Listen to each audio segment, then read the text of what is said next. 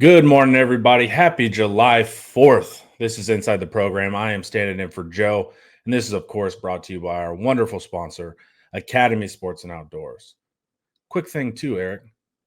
IT is running a promo right now up until the beginning of the season, so only $1 until 8:30. You can join the best board in the game, best conversation, and, of course, best inside news. You're going to get a little bit of a taste of that in a few seconds.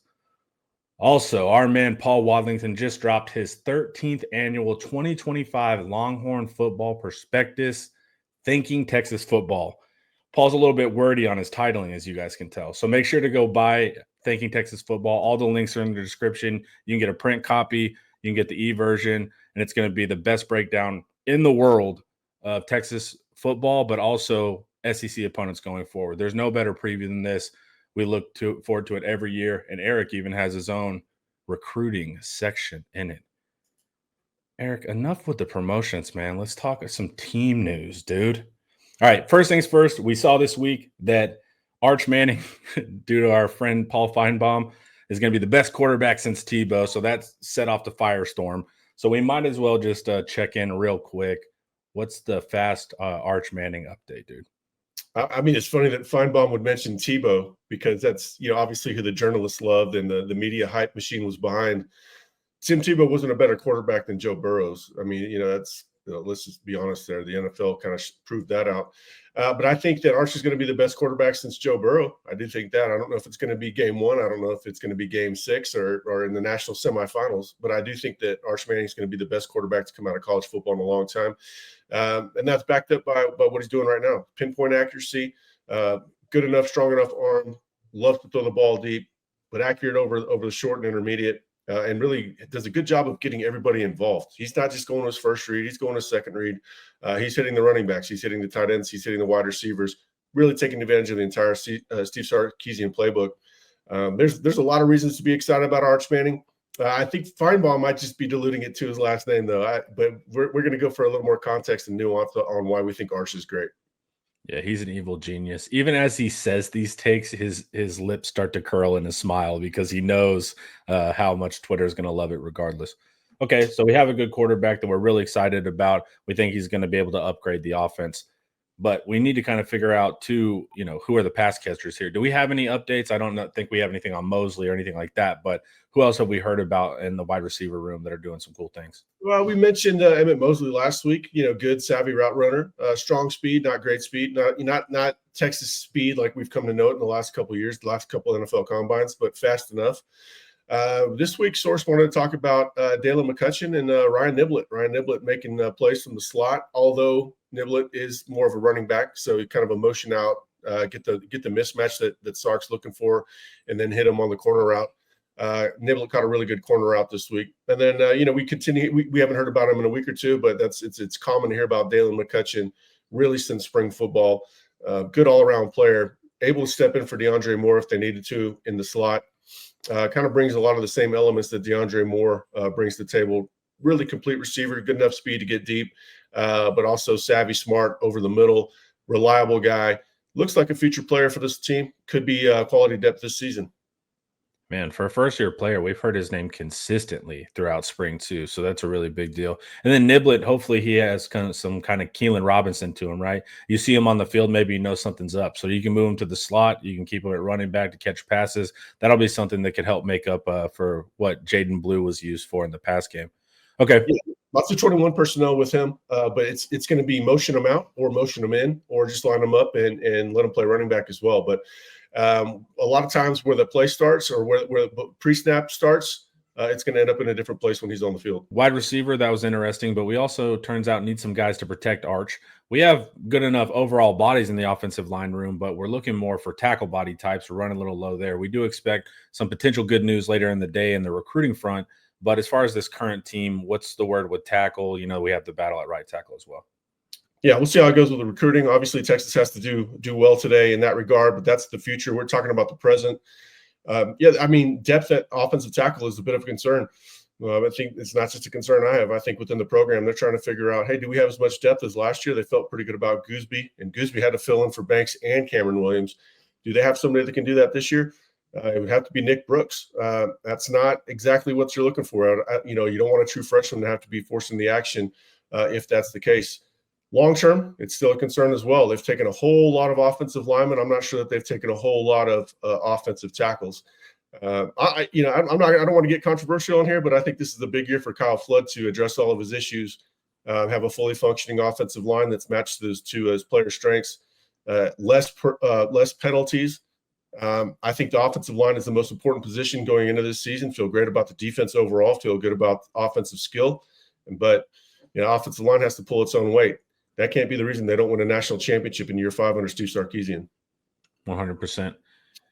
And then also, I think they need to improve in those short yardage run games, and that leads us into running backs. So we know Trey Wisner, the typical thing, a ton of snaps last year, big leader. We still expect that to remain consistent, but we have a couple backs coming back from injury. Is there any updates, kind of how that room's shaking out? Because I know fans are excited / nervous about the running back room. I don't think they should be nervous. I think they should be excited. As it was put to me recently, it might have taken a while for Baxter to get back to the field, but once he got back to the field, he hit the ground running. There's no let up on him. He's going 100%. I'm not saying he's 100%, but that's how he's working. And right now he's with the ones in 7-on-7 work with it's him and Trey Wisner rotating with the ones, and then you have a whole group right behind them: Christian Clark, Jared Gibson. But yeah, right now Baxter's looking pretty dang good in workouts. It's quite exciting. Let's see what we hear when the pads come on. But honestly, that's probably when he's going to look even better. That's where he can bring his new size and his speed and his downhill ability to bear. And I think he's going to be matched well with the new running scheme. But right now it's him and Wisner with the ones for the most part. I do think Baxter will be on a pitch count a little bit earlier in the season, not necessarily because they need it that way, but because it's going to just be better for him over the course of the season. Yeah, and he used that time during rehab to get significantly bigger. There's a picture of him and Wisner standing next to each other, and CJ's just like a massive dude. So, you can lose strength when you rehab, but a lot of people come out physically stronger because you're having to do those grueling physical therapy stuff. So he's looking good. He looked like he added some weight. Before we hit the defense, because we got a ton of cool notes there, let's hear a word from our sponsor. Guys, Academy Sports and Outdoors is offering 10% off for military and first responders. This ends today, July 4th. So make sure to go on and use that. You can use it online or at your local Academy Sports and Outdoors. Again, this is your last day to use it. So go take advantage of that, guys. Exclusions do apply. Visit academy.com/discount for details. Take advantage of it, guys. And we appreciate all that you guys have done. All righty, man. So this offseason, we took every transfer defensive tackle that appeared in the portal. Now the question is, how does this shake out? And so is there any updates on kind of like the depth chart, who's leading, or is it just a free fall? It's a futile effort right now. I expected to hear more of what I heard last week, and then I started hearing good things about Hero Canoe, and I hadn't really heard those since spring football with him. Yeah, apparently he's pushing to start. So I have no idea. We need August intel rotations, how they're shaking out, who the best duos are. They're going to find the right pairings. It's not just about 1A, 1B. It's about matching all the 1As with the 1Bs. They've got about 6 guys that are pushing right now to start hearing good things about Alex January, Murad Watson we talked about last week. I don't know how Travis Shaw was mentioned again this week. Cole Brevard's mentioned frequently. They've got guys. I think they've got 5 guys they feel like that are capable of starting. And starting, I think we tend to overrate the value of starting. The saying of who finishes games is more important than who starts them is key here, because that's how Texas operates. Bill Norton made big plays for Texas last year. Yep. I think that they're going to work to find the best mix and match of them. But we're going to learn a lot more about that in August. They don't really do enough right now to tell us how it's shaping up. But we're hearing good things about each of them. And I'll take that as a good thing at face value. August we'll get a better idea of who's holding the point of attack well, who's keeping the linebackers clean, who's freeing up the edges to make plays, who's making plays in the backfield. We got a lot to learn about this group, but I feel really good about what I'm hearing right now. Yeah, it's an interesting mix of talents. So that's going to be a big key for me, is if we can have that room figured out, man. We've seen what defensive tackle's done for us the past 3 years. Yep. You mentioned edge. So this is interesting because we have our true edges. Then you have this kind of mix of linebackery types, like Brad Spence of Arkansas as a pass rusher. Mm-hmm. So what's the deal? Trey Moore kind of playing that weird tweener role too a little bit. What's the deal with the buck position, the pass rushing linebackers, and then also over at Jack? Yeah, what we reported when Trey Moore came back was that he was going to be on the field a lot more with Colin Simmons. Not it wasn't going to be one or the other, and that's still holding true. That's going to be the case. So you'll see Trey Moore playing Jack, or whatever that role is, taking Burke off the field or sliding Burke inside maybe. Trey Moore will be out there a lot with Colin Simmons. But if you're looking for like a straight 1-to-1 backup, it might be Colton Vasek as the backup to Buck. And then Zena Umeozulu most likely behind Ethan Burke right now, and when they're in their traditional 2-4-5. Then when they go to base, bring in Justice Terry playing defensive end, and also Lance Jackson figuring in at the Jack rotation as well. They've got a lot of guys that they can use. They got a lot of different looks and skill sets they can mix and match with whatever they're trying to run behind them as far as scheme goes. We're going to hear a lot. Again, another thing, I don't want to defer everything to August, but that's traditionally when they start scheming up the packages and we start getting a better idea of how they're fine-tuning all these pieces that fit together, what they like to use in certain situations. Last year they used dime very effectively. I know that Ian has done a really good job of breaking that down. I expect to see more of dime, but we're not hearing that necessarily. That's not really when they're trying to institute it. The coaches don't have enough time with the players to put in all these things. In August, that'll change. But right now, I'm loving what I'm hearing on the D-line. I know that we don't have as much clarity as we'd like at D-tackle, but I like the options. And then at edge, I absolutely love the options. Yeah, and I'm excited, too, to integrate Spence kind of on the edge, too, because that Arkansas pass rusher was – Oh, yeah. Did I not even mention Spence? I'm sorry. Yeah, I was thinking of information from 2 days ago. So now, the latest information is Brad Spence has been working with edge quite a bit.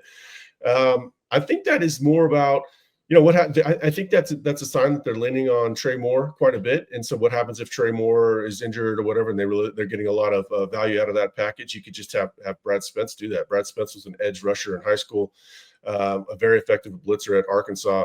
So he can actually fit in. He could play edge. He's a credible college edge. I said that recently. And it's kind of funny that they're using him there, but also still linebacker. It's not really that he has skill set issues at linebacker. I think they're just looking for different ways to get him on the field. Yeah, man, it's third downs are going to be a nightmare, man. Like you could just, I don't even think you need defensive backs. You could just put all edges on the field in Texas to be able to do it. But speaking of defensive backs, we have an important battle at corner. Jalen Gilbo moved from nickel to corner, kind of trying to follow the Jahdae Barron path. But is there anything update there? Because he's battling with the young gun, Kobe Black. Yeah, I was asking just about coverage and trying to glean what I can from scheme. They're running a lot of cover 3, even more so than last year. And the reason they feel like that, they feel like they can be even better against the run than they were last year. They were good against the run last year. It was probably maybe that was the Achilles heel if they had one. They feel like if they more cover 3 will help the run game, and you can only do that if you feel good about the corners. And so what's interesting to me was when somebody mentioned the corners, they mentioned Muhammad and Kobe Black first. And I caught him. I said, "Hey, man, you mentioned Black before Gilbo, huh?" And he goes, "Well, they're going to have a big battle in August, but Kobe Black is playing really well right now." So very excited about Kobe Black. It's a reminder. I've never come up with a name for this, but that we need to come up with some sort of name for this. But there's an intersection between talent overtaking experience, which if that's the case, if Black beats out Jalen Gilbo, it will be more of a talent over experience thing. We've seen that in years past. Sometimes it takes longer for guys to get past. Sometimes it happens almost immediately, depending on the talent level of the person chasing them. But right now we're hearing really good things about Kobe Black. Offers a lot of excitement in August. But that's going to be a battle to watch along with defensive tackle. There's going to be legit competition at that position. Cool. And then I know me and you are excited for the future of the defensive back room too. We have a ton of young guys that are going to be a big deal. Did the source mention any of the freshman guys? Yeah, well, I mean, Mark Orfe comes in, and it's clear that he's got these length preferences. Well, he inherits a guy, like Cade Phillips at corner. I just put it to my guys, like, Cade Phillips is going to be an NFL player. He's like, he's of course going to be an NFL player. Just needs to put on weight and keep learning and all those things. The Cade is looking good. Now, the problem with him, he's got Kobe Black ahead of him. This will be a little bit of a year. I'm sure he's going to be internally. He might be a little bit frustrated of not playing as much as he'd like. But next year, Gilbo will be gone. Cade Phillips will get his rotations, but he's going to be a player. Asked about Caleb Chester just because I hadn't heard much about him since getting in the program in the winter, and he's doing all the right things too. Bigger kid, moves well. Not as explosive as Cade, but moves well. Smart kid, physical, does all the right things. Total program guy. that's half the battle. When you come in and do what the coaches ask of you, they're going to play you, and you're already talented enough. You know that you wouldn't be if you weren't talented enough, you wouldn't be there. So he's looking good right now. Just that corner is just stacked. I mean, you've got on one side you've got Muhammad, Warren Roberson, Santana Wilson, and then the freshman. The other side, Gilbo, Black, and then probably Phillips. It's a long path to the field, but once you get there, that that you're very likely to see some NFL paydays.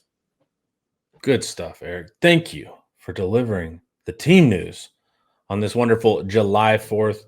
Y'all celebrate responsibly, but also celebrate with a $1 subscription to Inside Texas, running until the first game of the season. Y'all know by now, you've seen the videos. It's the spot to be. Y'all enjoy your July 4th and be responsible with your fireworks. Have a good day, y'all. Peace.